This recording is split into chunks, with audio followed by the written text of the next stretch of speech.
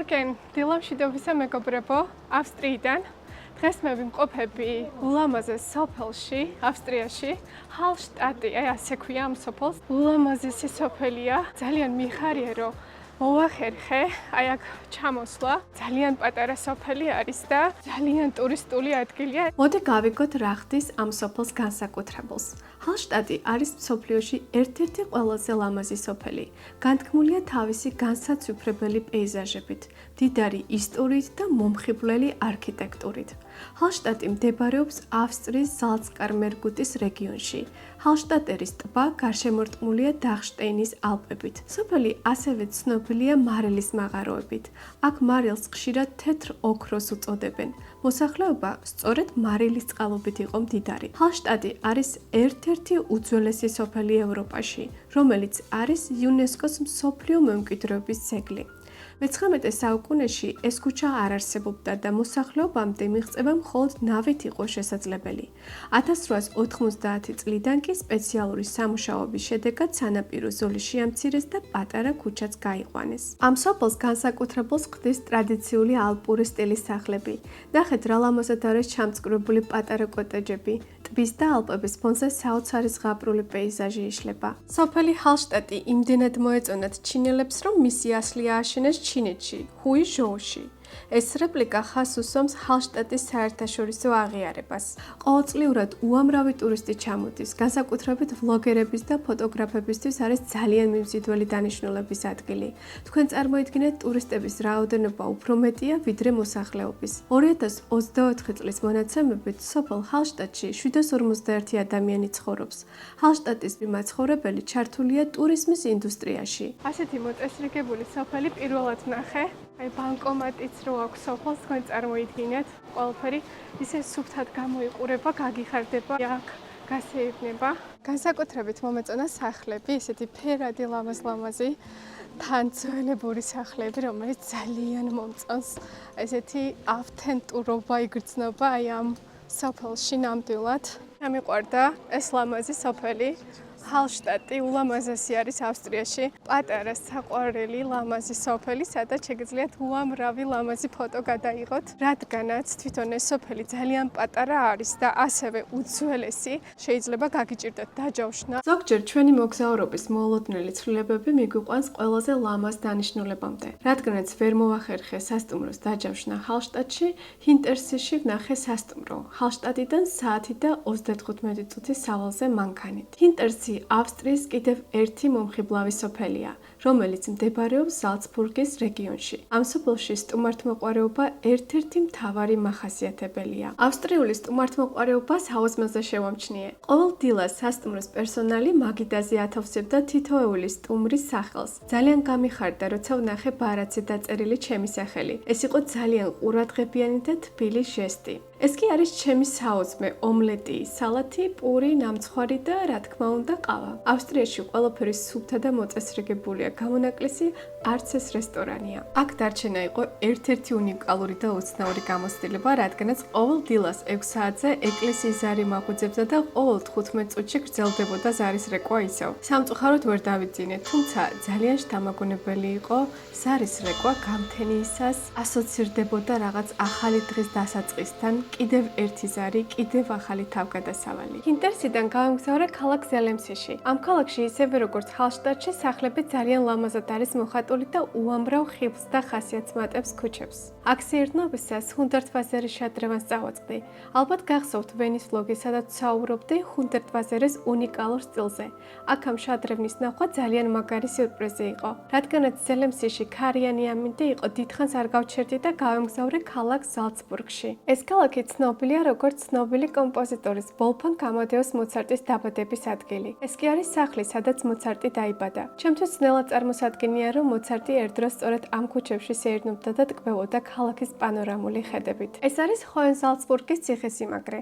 აგებულია მე-11 საუკუნეში და არის ერთ-ერთი უდიდესი ციხესიმაგრე ევროპაში. ციხესიმაგრეში სტუმრობისას გავეცანი ერთ-ერთ საინტერესო ფაქტს. მე-16 საუკუნეში არქიეპისკოპოსმა განიზრახა ხალხის ადრე გაღვიძება. ამ ტიპის ორგანოს საშუალებით აღვიძებდა მოსახლეობას დილის 4 საათზე სამუშაოდ და ასევე ძილის დროს აცნობებდა საღამოს 7 საათზე. ამ ორგანოს ზედმეტსახელად შეარქვეს ზალცბურგის ხარი, რომელსაც შეეძლო მოკლე მუსიკის დაკვრა. მოგვიანებით კი მოცარტი წერდა კომპოზიციებს სწორედ ამ ინსტრუმენტისთვის. ჩემი აზრით, დღემდე არის შემორჩენილი ზარის რეკვის ტრადიცია ავსტრიაში. ამის ნათელი მაგალითია ჰინტერსი, სადაც ეკლესიის ზარით ვიღვიძებდი ყოველ დილას. ძალიან ლამაზი არის ავსტრია. ნახეთ, ასეთი ლამაზი ხედი იშლება აქედან. ხედები აქედან წარმოუდგენლად ლამაზია.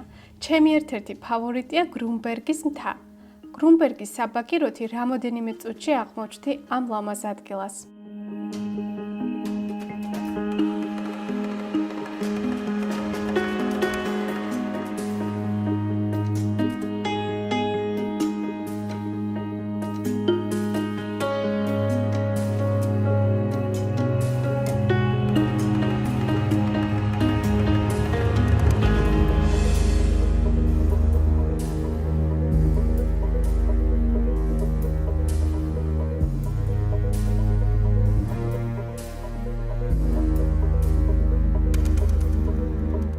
ასევე აქ კიდევ ძალიან მაგარი სანახაობა არის ხეზე გასეირნება ბუნებაში.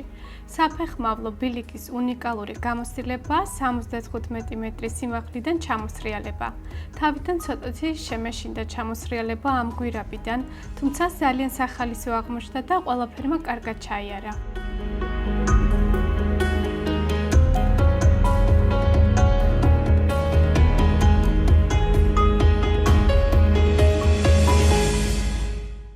ავსტრიაში შემდეგი ერთ-ერთი თვალწარმტაცი ადგილი არის შეფაო. აქ მოვინახული ულამაზესი კანიონი ლამერკლამი, რომელიც მდებარეობს ზალცბურგის რეგიონში. 1 საათის ლაშქრობის შემდეგ გავუყევი გზას, რომ მენახა ბნელი ხეობა.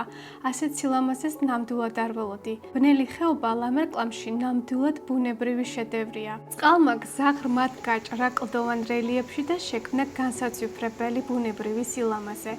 ორივე მხარეს კლდეები ძალიან ახლოს არის ერთმანეთთან, ისე რომ სახურავს გავს. აქ აჩქარებული წყლების ხმა გესმის მხოლოდ და ეს ხეობას კიდევ უფრო მატებს ჯადოსნურ ხიბლს.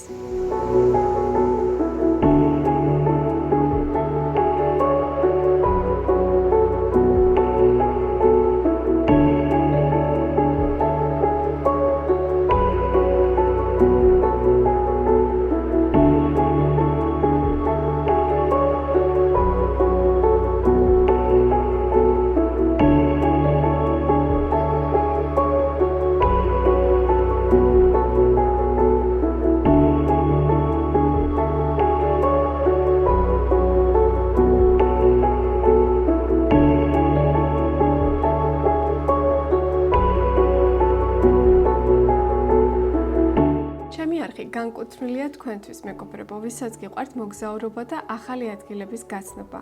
არხის შემეცნებითია, აქ ასევე საშუალება გაქვთ იმოგზაუროთ ვირტუალურად და სახლიდან გაუსვლელად ნახოთ მსოფლიოში ყველაზე ლამაზი ადგილები. თუ მოგწონთ მსგავსი კონტენტის ვლოგი, გამოიწერეთ არხი YouTube-ზე. ასევე ყოველთვის შეგიძლიათ გამიზიაროთ თქვენი აზრი. არხის გამოწერა, მოწონება და კომენტარები დიდ мотивაციას მაძლევს შექმნა კიდევ მრავალი საინტერესო კონტენტი თქვენთვის. მადლობა თქვენ რომ ხართ ჩემს გვერდით. უყურებთ ჩემს vlogs და მამხნევებთ თქვენი კომენტარებით. აქ არ გემშვიდობებით მეგობრებო, მინდა გაგიზიაროთ ფესტივალი ავსტრიიდან, რომელსაც დავესწარი ვენაში. დროებით და ბედნიერ დღეს გისურვებთ.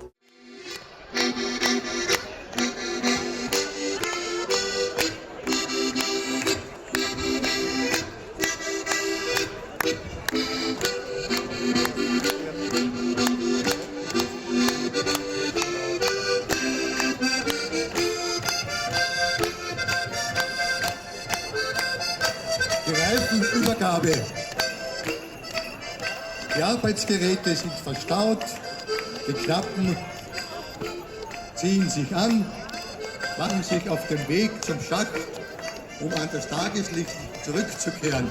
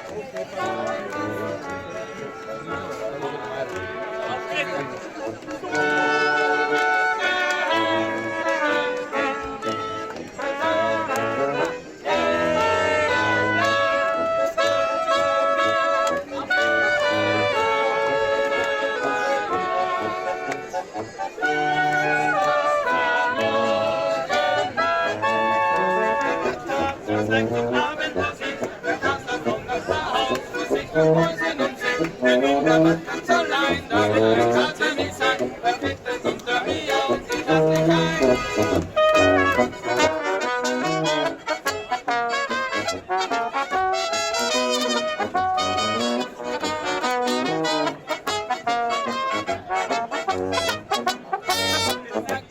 ალპების მოსახლეობაში მწყემსებში შეიმჩნევა ხალხური მუსიკა იოდლი. მწყემსები მთების მწვერვალებზე ყოფნისას ერთმანეთში იყენებენ ასეთ გადაძახილებს. მსგავსი ხალხური მუსიკა შეიმჩნევა საქართველოში. ამის ცნობილი მაგალითია კრიმანჭული.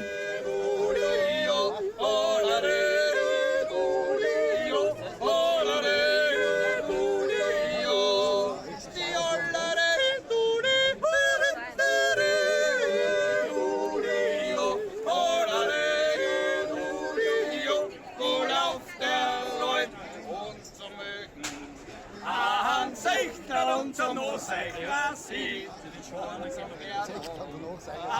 die andere, was jeder Bur gern sieht.